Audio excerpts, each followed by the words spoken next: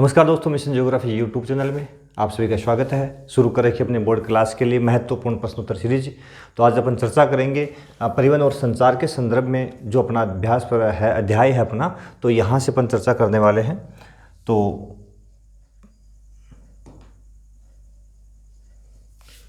क्या रहेगा, किस तरह के प्रश्न यहाँ से आने वाले हैं, उसके संदर्भ में अपन देखने जा रहे हैं।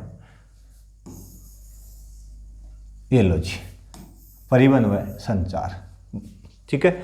और अपना जो विश्व के संदर्भ में मानव भूगोल के मूल सिद्धांत जो है उस बुक से अपना ये लेसन रहेगा। इसमें 2 प्रश्न आने वाले हैं। 1.5 अंक का एक प्रश्न आएगा और 1 अंक का एक प्रश्न। इसका मतलब एक प्रश्न जो हो गया अपने पास में वो लघुत्तरात्मक हो गया और दूसरा प्रश्न हो गया अपने वस्तुनिष्ठ टाइप का। तो कुल 2.5 अंक के 2 क्वेश्चन आएंगे, ठीक है। तो अपने को ये 2.5 अंक प्राप्त करने, हमारा टारगेट यही है कि 2.5 अंक अपने को कैसे प्राप्ति करना है, इस पर अपना फोकस रहेगा मुख्य रूप से, मूल रूप से। क्योंकि हर वर्ष बोर्ड का पैटर्न बदल जाता है, तो संपूर्ण जो अपना चैप्टर है उसमें जितने भी क्वेश्चंस बनते हैं सब पर अपन नज़र डालेंगे, बारी बारी से प्रत्येक तक अपन पहुंचेंगे। और इस लेसन में काफ़ी लंबा चौड़ा लेसन है ये, तो इससे अपन 2 सीरीज बनाएंगे। आधा जो लेसन है अपना उसका ये चैप्टर आ जाएगा और उसके बाद में आधे की सेकंड पार्ट इसका बना देंगे। तो ज़रूर आप देखते रहिए हमारा मिशन ज्योग्राफी यूट्यूब चैनल को लाइक शेयर सब्सक्राइब जरूर कर लें। शुरू करते हैं आज की सीरीज का पहला प्रश्न, वही है परिवहन किसे कहते हैं। इससे पहले भी मैंने ये चैप्टर बना दिया है कि परिवहन किसे कहते हैं। तो परिवहन एक विधा है, परिवहन एक विधा है जो व्यक्तियों और वस्तुओं को एक स्थान से दूसरे स्थान पर भौतिक रूप से पहुंचाने की एक विधा है, उसको अपन परिवहन कहते हैं। दूसरा है परिवहन का जाल किसे कहते हैं। तो अनेक स्थान जिन्हें परस्पर मार्गों की श्रेणी द्वारा जोड़ दिया जाए। अनेक स्थान जैसे ए स्थान, बी स्थान, सी स्थान, डी स्थान, इनको यदि अपन मार्गों की श्रेणियों के द्वारा जोड़ दिया जाए, इस प्रकार जो तंत्र बनता है इसको अपन क्या बोलते हैं, परिवहन जाल कहते हैं, ठीक है। तो जिन्हें परस्पर मार्गों की श्रेणियों के द्वारा जोड़ दिए जाने पर जिससे प्रारूप का निर्माण होता है, ये जो प्रारूप बनता है इसी को परिवहन जाल कहते हैं। अगला प्रश्न, परिवहन की प्रमुख विधाएं कौन कौन सी। पहले चर्चा इससे पहले वाले लेसन में अपन ने की है। जो लेसन भारत के संदर्भ में भारत लोग और अर्थव्यवस्था वाला जो चैप्टर, वहाँ से जो परिवहन वाला चैप्टर था वहाँ इन्हीं बिंदु की चर्चा की है। थोड़ा स्पीडली अपन चल लेते हैं।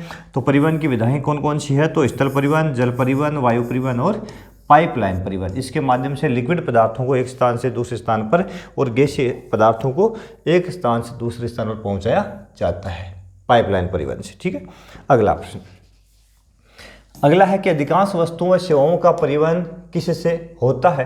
तो अक्सर सड़क परिवहन जो है अधिकांश वस्तुओं और सेवाओं के लिए काम में ली जाती है। क्यों ली जाती है, इसका क्या कारण हो सकता है। तो इसका प्रमुख रूप से कारण है कि सड़क जो है वो द्वार से द्वार तक इसकी पहुंच होती है, ठीक है। ये बड़ा महत्वपूर्ण बिंदु है कि ये डोर टू डोर वस्तुओं को पहुंचाने में कामयाब है, ठीक है। और ग्रामीण क्षेत्रों के लिए महत्वपूर्ण है। ग्रामीण क्षेत्रों के लिए सस्ता और सुलभ है, यानी इजीली मिल जाता है और सस्ती दर पे मिल जाता है। कोई भी वाहन का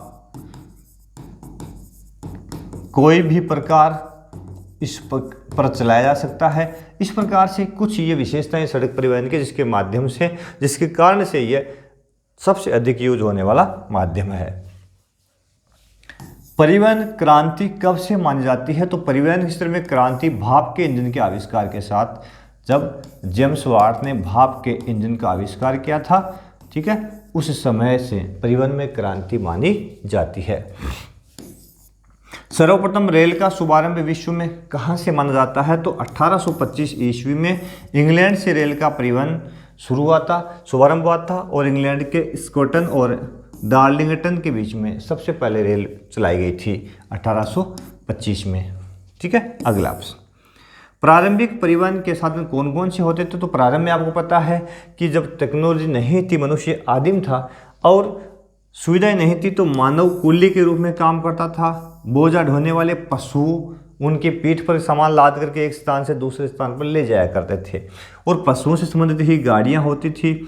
पशु में जैसे कि पहाड़ी जो क्षेत्र होते हैं वहाँ पे खच्चर काम में लिए जाते थे। तो ध्रुवीय प्रदेश है वहाँ पे जैसे रेनडियर को काम में लिया जाता था। जो रेगिस्तानी प्रदेश है वहाँ पे ऊँट वगैरह आदि को काम में लिया जाता था। इस प्रकार से ये बोझा ढोने वाले पशु है, इनको काम में लिया जाता था। पश्चिमी यूरोपीय क्षेत्र है वहाँ पर मुख्य रूप से जो घोड़े हैं, घोड़ों को काम में लिया जाता था बोझा ढोने के लिए। ठीक है, तो इस प्रकार से ये प्रारंभिक समय में यही माध्यम हुआ करते हैं, या मानव खुद अपने पीठ पर अपने कंधों पर लाद करके सामान को एक स्थान से दूसरे स्थान पर पहुंचाया करता था। ठीक है, अगला प्रश्न, घोड़ों का उपयोग कहाँ किया जाता था? तो पश्चिमी देशों में किया जाता था। सिंपल सी बात है।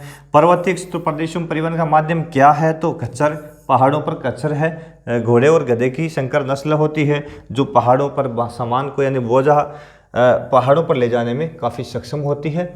और सबसे अधिक पहाड़ी क्षेत्रों में खच्चर के द्वारा ही सामान को एक स्थान से दूसरे स्थान पर पहुंचाया जाता है। अगला प्रश्न है, उत्तरी अमेरिका, उत्तरी यूरोप और साइबेरिया में परिवहन का माध्यम क्या है? तो उत्तरी जो साइबेरिया वाला क्षेत्र है यहाँ पे मुख्य रूप से एक जनजाति रहती है एस्किमो, और एस्किमो जिसके अलग अलग नाम है, जिसको याकूत भी कहते हैं, जिसको चुकची भी कहते हैं। ठीक है, इनके अलग अलग प्रदेशों में अलग अलग नाम है। एस्किमो भी इसी को कहा जाता है। तो ये लोग रेंडियर पालते हैं और रेंडियर बोझा ढोने के लिए प्रमुख रूप से ये यूज करते हैं, जो बर्फ पर चलने वाली स्लेज गाड़ी को ये खींचता है। किसको खींचता है? स्लेज गाड़ी को। अगला बिंदु है अपना अगला बिंदु है विश्व में मोटर वाहन चलाने योग्य सड़कों की कुल लंबाई कितनी है? तो मोटर वाहन चलाने योग्य संपूर्ण विश्व में सड़कों की लंबाई है 150 लाख किलोमीटर। टोटल कितनी है? 150 लाख किलोमीटर। ठीक है, फिर सड़कों का सर्वाधिक भाग कहाँ पाया जाता है, किस देश में है? तो अमेरिका में। कहाँ पाया जाएगा? अमेरिका में। विश्व की कुल सड़क का 33% हिस्सा अमेरिका में ही पाया जाता है। तो सबसे अधिक सड़कों का जाल कहाँ मिलेगा आपको? संयुक्त राज्य अमेरिका में। अगला प्रश्न साथियों, अगला प्रश्न है कि यातायात प्रवाह किसे कहते हैं? तो जब यातायात की ज़रूरतों के अनुरूप सड़कों का विकास हो जाए, ठीक है, और उस पर व्यवस्थित परिवहन तंत्र विकसित हो जाए तो उसको यातायात प्रवाह कहते हैं। डेफिनेशन हमने ही बनाई है क्योंकि बुक में इस तरह की डेफिनेशन इसकी है नहीं। तो बिल्कुल प्रवाह एक प्रकार का सुचारू परिवहन तंत्र ही होता है, एक प्रकार का, या सुव्यवस्थित परिवहन तंत्र ही होता है कि जब यातायात की जरूरतों के अनुरूप सड़कों का विकास हो जाए और उस पर व्यवस्थित परिवहन तंत्र विकसित हो जाए तब उसको अपन क्या कहेंगे? यातायात प्रवाह कहेंगे। महामार्ग किसे कहते हैं? अगला बिंदु है अपना, महामार्ग किसे कहेंगे? तो महामार्ग दूरस्थ स्थानों को जोड़ने वाली पक्की सड़कें होती है।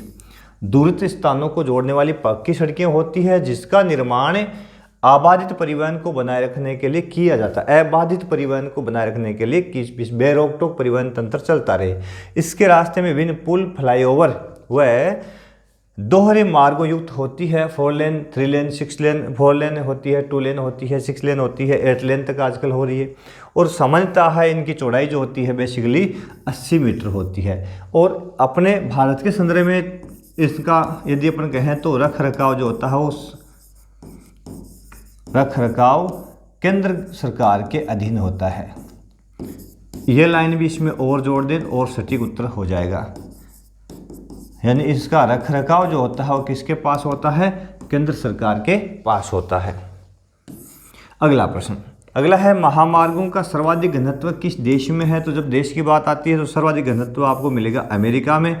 यानी 0.65 किलोमीटर प्रति वर्ग किलोमीटर में 0.65 किलोमीटर सड़कों की लंबाई देखने को मिलती है। एक महत्वपूर्ण विशेषता यहाँ की है कि यहाँ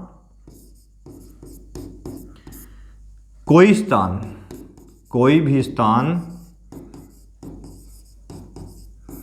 महामार्ग से 20 किलोमीटर से अधिक दूर नहीं है। यानी अमेरिका में कहीं भी आप खड़े हो जाओ से अधिक दूर नहीं है।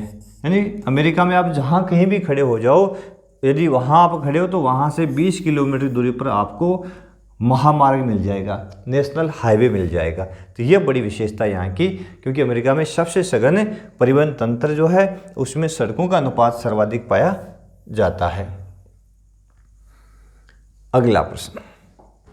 अगला प्रश्न साथियों अपना है कि ट्रांस कनाडियन महामार्ग किन स्थानों को जोड़ता है। एक तो ट्रांस साइबेरियन रेल मार्ग जो विश्व का सबसे लंबा रेल मार्ग है, ठीक है, 9322 किलोमीटर उसकी लंबाई है। उसकी चर्चा इसी लेसन में अगले चैप्टर में अपन करेंगे। पहले अपन सड़कों की बात करते हैं। तो यहाँ ट्रांस कनाडियन नाम आया है।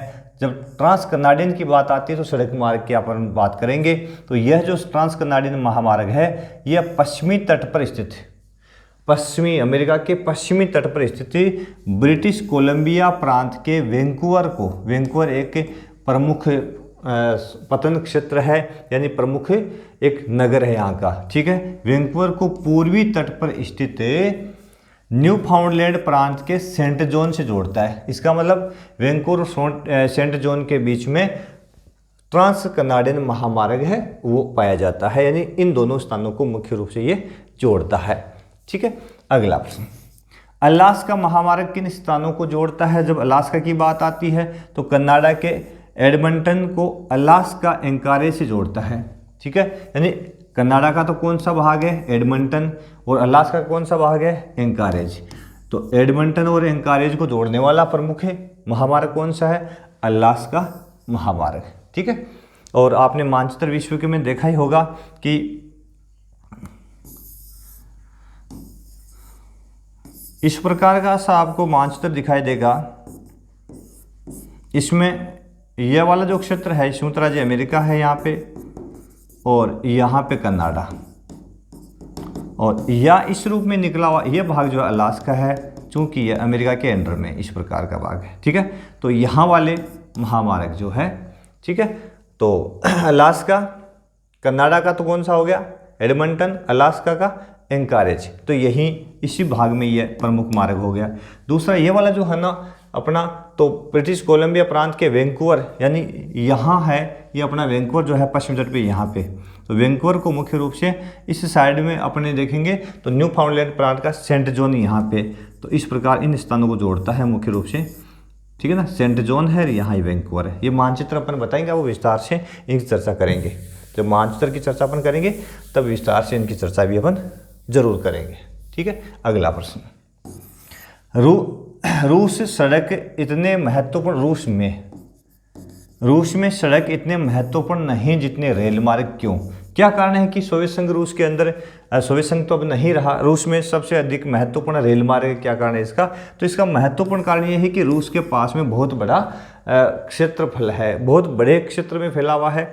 और यदि अपन रूस की बात करते हैं, इस रूप में अपना रूस फैला हुआ है, और यहाँ पे मास्को है, ठीक है, यहाँ पे मास्को है, और यह प्रमुख केंद्र है। और आधा रूस जो है वो यूरोप में है, यह वाला इधर वाला तो यूरोप में है, और ये इधर वाला एशिया में है। और ये वाला जो यूरोप अधिकृत रूस है वो सबसे सघन बसा हुआ है, यहाँ सबसे अधिक सघनता है, प्लस उद्योगों का विकास इसी भाग में हुआ है, इसलिए इस भाग में थोड़ा बहुत सड़कों का जाल मिल सकता है। बाकी ये वाला जो रूस है, ये पूरा का पूरा साइबेरिया वाला क्षेत्र है वो वीरान है, यानी जनविहीन है, बहुत कम जनसंख्या यहाँ पे है, क्योंकि यहाँ पर बर्फ़ की परतें हर समय छाई रहती है, ठीक है। और काफ़ी लंबी दूरी है, तो लंबी दूरी तक परिवहन का जो माध्यम रहेगा वो रेल परिवहन सबसे महत्वपूर्ण। जैसे यहाँ पे ये व्लादिवोस्टोक से अपन देखते हैं तो सेंट पीटर्सबर्ग के पास में ट्रांस कनाडियन रेल मार्ग ये है, जिसकी चर्चा अगले वीडियो में अपन करने वाले हैं। तो बड़ा विस्तृत क्षेत्र होने के कारण रूस के अंदर जो महत्व है रेल मार्गों का अधिक है, सड़कों का कम है, ठीक है। अगला प्रश्न,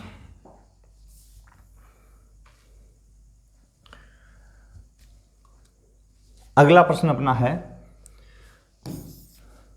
रूस में यूराल के पश्चिम में सघन महामार्ग क्यों, मैंने बता दिया क्योंकि यहाँ पे रूस का अधिकतर औद्योगिक क्षेत्र विकास हुआ है, यानी रूस के पश्चिमी जो क्षेत्र है उसमें अधिकतर औद्योगिक विकास होने के कारण यहाँ पे सबसे अधिक सघन परिवहन तंत्र यानी महामार्गों का सघन जाल मिलता है, जिसकी धुरी क्या है, जिसका केंद्र क्या है, रूस की राजधानी मास्को, ठीक है।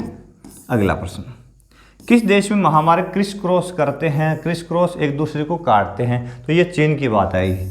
आप चीन को देखोगे तो चीन में आप पाओगे कि इसमें महामार्ग है वो क्रॉस करते, जैसे संगाई वगैरह है, इसके अलावा इसके अन्य प्रांत है, इस प्रकार उन प्रांतों को ये मुख्य रूप से जोड़ने का काम करते हैं और एक दूसरे को काटते हैं, एक दूसरे को काटते हैं। तो ये जो एक दूसरे को क्रॉस करते हैं, इसी का नाम क्रिस क्रॉस है। तो इसका उत्तर है वो है चीन। कहाँ पे? चीन के अंदर। अगला प्रश्न,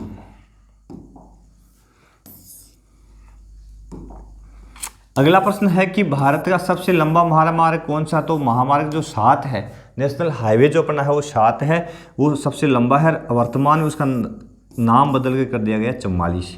अब जो NH 44 है वही 7 है, यानी 7 का नाम अब क्या कर दिया गया है? 44। हालांकि अपने को ये 7 ही याद रखना, अपने बुक और सिलेबस में यही है। न्यू वाला मैंने ऐसे बताया आपको, ये तो पूछते नहीं है। अगला प्रश्न है कि सीमावर्ती सड़क किसे कहते हैं? तो अंतर्राष्ट्रीय सीमा के सहारे बनाई गई सड़क जो होती है उसको सीमावर्ती सड़क कहते हैं। और भारत के संदर्भ में यदि इसी को अपन देखें तो हमारे पास में ये जो सड़क है BRO के पास में, इसका निर्माण और रखरखाव किसके पास में है? BRO के पास में। बॉर्डर रोड ऑर्गेनाइजेशन हमारी संस्था की बनी हुई है, 1960 से जो काम कर रही है, और वो सीमावर्ती सड़कों का रखरखाव और निर्माण कार्य उसी के हाथ में है। ये भारत के संदर्भ में है, ठीक है। तो ये 22 प्रश्न जो महत्वपूर्ण बने थे, अभी मैंने बनाने की कोशिश, बहुत ही लंबे समय की प्रोसेस के बाद में इनको बना पाया हूँ। ये सीरीज बनी हुई नहीं थी अपने पास में, और शेष जो प्रश्न है वो कल आप तक मैं ज़रूर पहुंचा दूंगा। लेकिन आप जुड़े रहे हमारे मिशन ज्योग्राफी से। अपना रेल मार्ग है उसकी अपन चर्चा करने वाले हैं, पाइपलाइन की चर्चा करने वाले हैं, वायु परिवहन की चर्चा करने वाले हैं, प्लस संचार के जो माध्यम हैं उनकी चर्चा भी यहाँ करने वाले हैं, ठीक है। तो ज़रूर आप हमारे मिशन ज्योग्राफी यूट्यूब चैनल को लाइक से सब्सक्राइब जरूर कर लें और अधिक से अधिक बच्चों तक शेयर करें ताकि अपने मिशन का फ़ायदा है अधिक से अधिक बच्चों तक पहुँच सके। बहुत बहुत धन्यवाद। देखते रहिए मिशन ज्योग्राफी।